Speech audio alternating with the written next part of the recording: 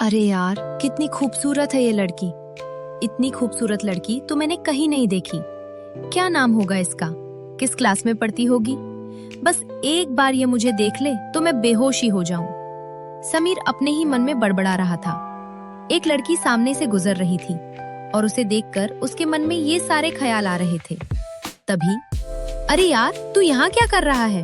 मैं कब से तेरा इंतजार कर रहा हूँ कि तू आएगा और हम पतंग उड़ाने चलेंगे। और हाँ बता, तेरी सर्दी की कितने दिन की छुट्टी हुई है? आते ही मनोज ने समीर का भ्रम तोड़ दिया। मनोज और समीर बचपन के दोस्त थे। मनोज क्लास 7 में एक प्राइवेट इंग्लिश स्कूल में पढ़ता था और समीर क्लास 6 में सरकारी स्कूल में पढ़ता था। अच्छा चल मनोज, ये बता कि ये लड़कियों का स्कूल कब से यहाँ बना है? अरे वाह, क्या बात है, आजकल बड़े अच्छे अच्छे सवाल पूछ रहा है। मनोज ने आंखें घुमाकर पूछा। नहीं, बस ऐसे ही। अबे, तब मैं और तू पैदा भी नहीं हुए थे। और जानता है, अब तो यहाँ बड़ी लड़कियां भी पढ़ने आएंगी। मतलब क्लास 13, 14 और 15 तक बनेगा ये स्कूल। अच्छा चल, आज सुरेश की पतंग काटनी है। कल उसने मेरी पतंग उड़ा दी थी। तू जानता है, उसके पास तुझसे तेज मांझा है, तो फिर पेच क्यों लड़ाता है? समीर ने खेत की ओर जाते हुए कहा।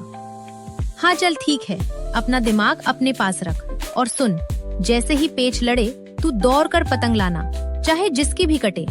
और देख, खेत में मत घुसना, केवल मेड़ पकड़ कर चलना, नहीं तो बुढ़िया देखेगी तो गाली देगी। चल तू वहाँ जाकर इंतजार कर, मनोज ने पतंग उड़ाते हुए कहा। समीर खड़ा होकर पतंग कटने का इंतजार करने लगा। अचानक मनोज चिल्लाया, अबे समीर, रवि की पतंग कट गई, जल्दी लूट ले। वहाँ मौजूद सभी बच्चे दौड़ने लगे। समीर भी तेजी से दौड़कर पतंग लूटने पहुंचा, लेकिन इतने सारे बच्चे थे कि छीना झपटी में पतंग फट गई। फटी हुई पतंग लेकर वो मनोज के पास आया।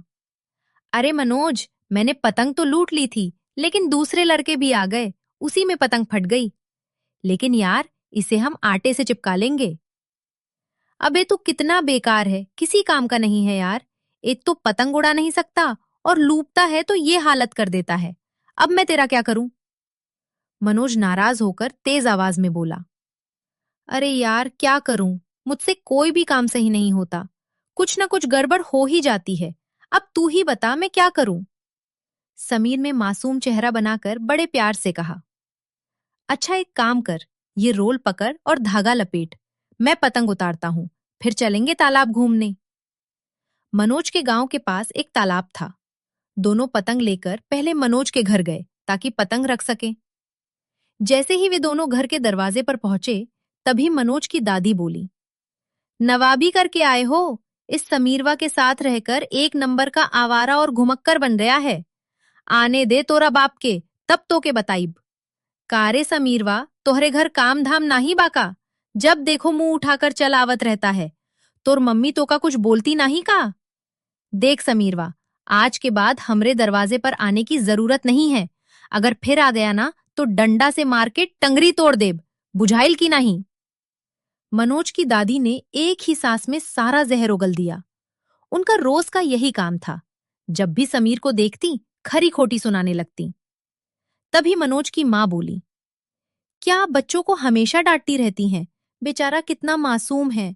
मनोज ही तो उसका एक दोस्त है और आप उसे देखकर भी जलती हैं। जाओ बच्चों, तुम लोग जाओ, और समीर बेटा, तुम भी जाओ।